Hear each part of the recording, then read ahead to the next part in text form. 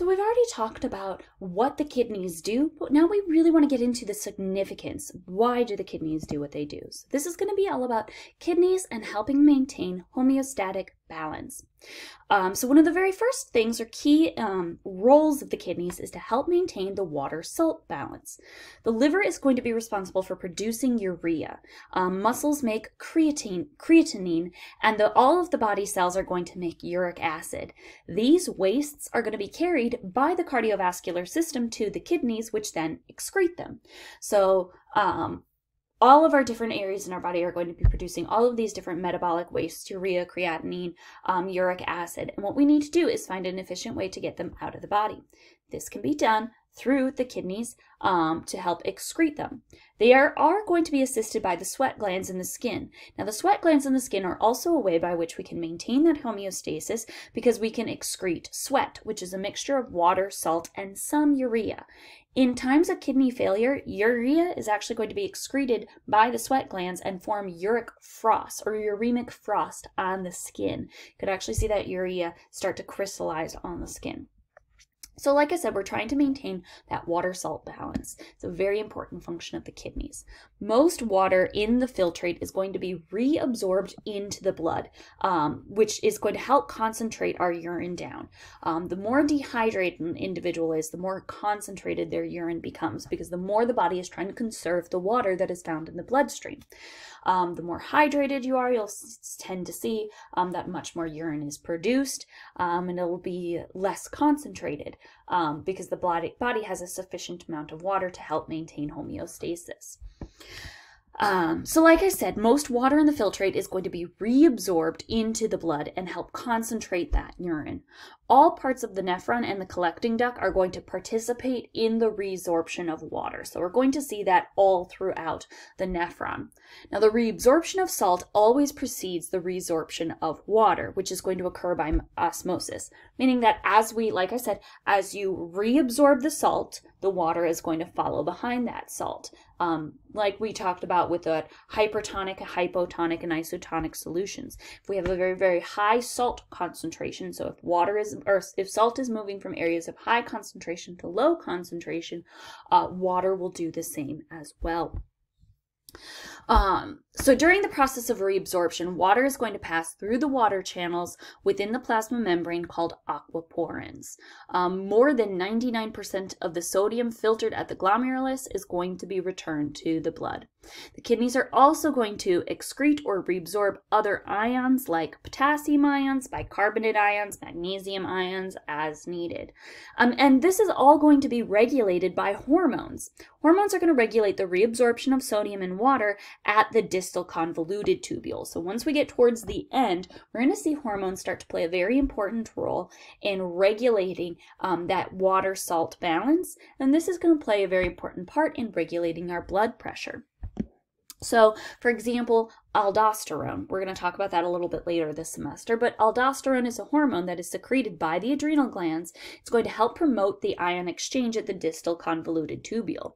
So things like potassium ions are going to be excreted, sodium ions are going to be reabsorbed into the blood, and that release of the aldosterone is going to be initiated by the kidneys. So the kidneys themselves play a very important role in maintaining that water-salt balance by maintaining the absorption and reabsorption of certain ions.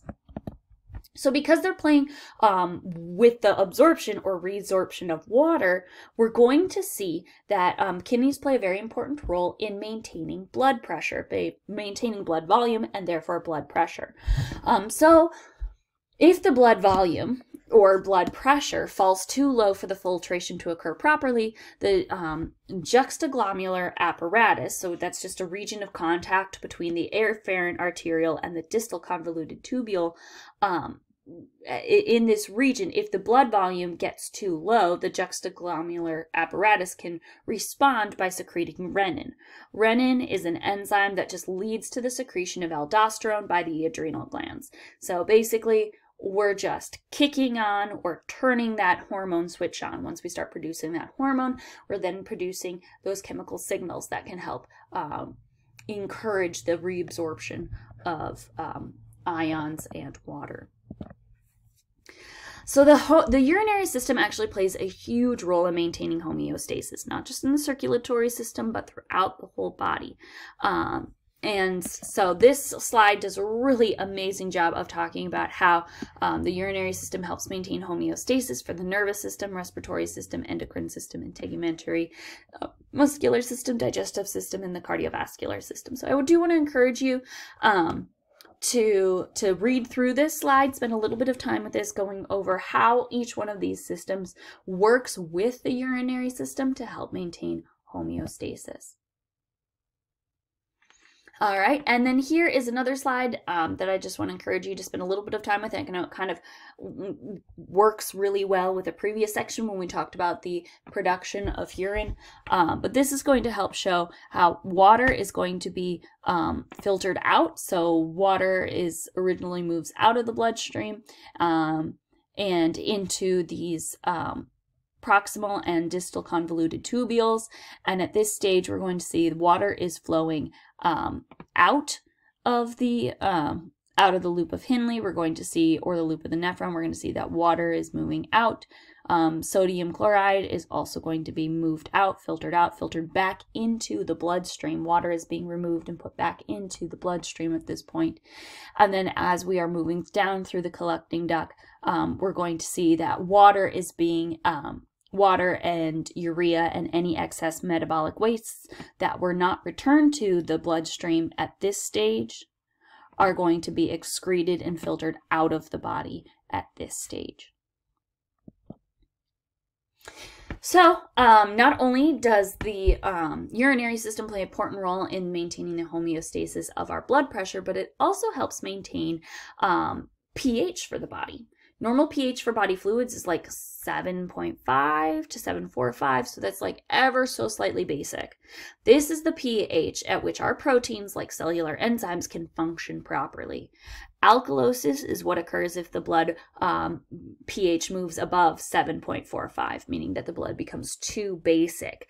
Acidosis is if the blood pH falls below the 7.35 or too acidic. Ingested foods can add basic or acidic substances to the bloodstream, and so does our metabolism. That can give off metabolic wastes that can change the pH of our blood. So the pH of the body fluids is going to be maintained through several different mechanisms because it is so temperamental. We have acid-base buffer systems, which we've already talked about. We've talked about the respiratory system, but we're also going to mention the kidneys. The kidneys play a very important role in helping to maintain that acid-base balance of body fluids. So like I said, we have the buffer systems. Buffer systems can help maintain by taking up either excess hydrogen ions or releasing. They can either take up the excess hydrogen ions or take up the excess hydroxide ions, depending on what is needed. One of the most important buffers you're going to find in the blood would be a combination of the carbonic acid and the bicarbonate ions.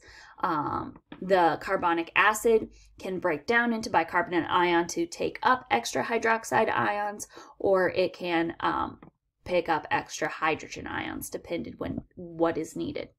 So here's an example of that. So when hydrogen ions entered the blood, we're going to see this reaction occur. So those bicarbonate ions can pick up those extra hydrogen ions to form, our carbonic acid. When we have extra hydroxide ions in our blood, our carbonic acid can break down to form the bicarbonate ion and water to help balance out the introduction of hydroxide ions.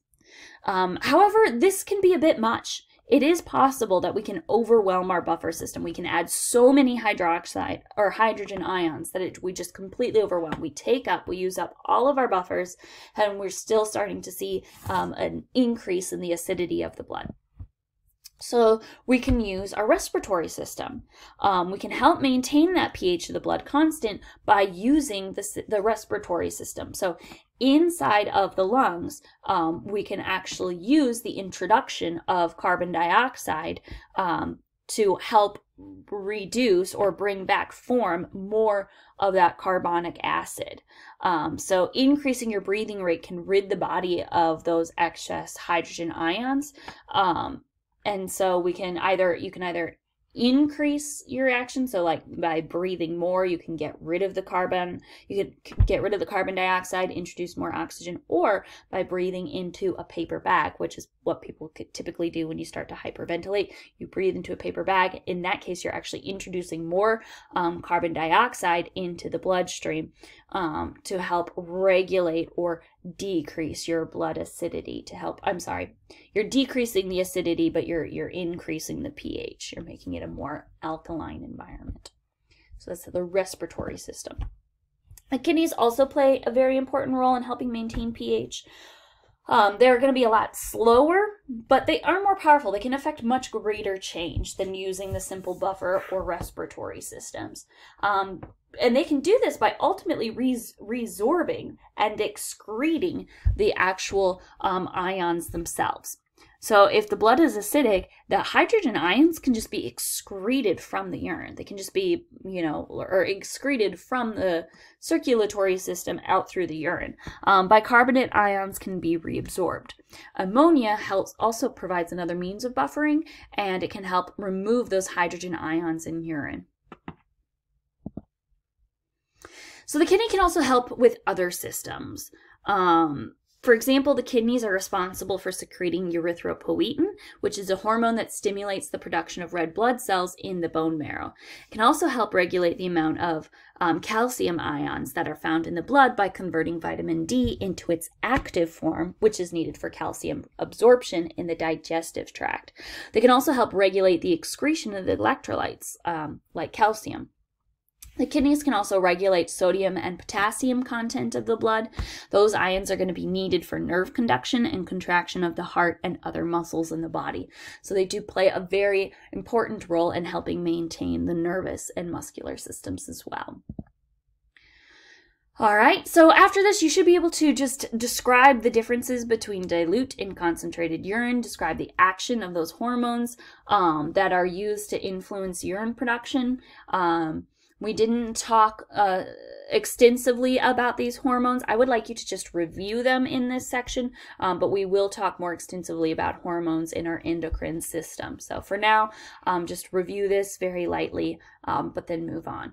You should be able to, though, summarize the action of the kidneys in regulation of body fluid pH and talk about why this is important. I really want you to understand the significance of all of this and less about the particular details. I want you to understand the significance of the kidneys, the significance of maintaining homeostasis, and the role that they play. All right, and that's it for this section.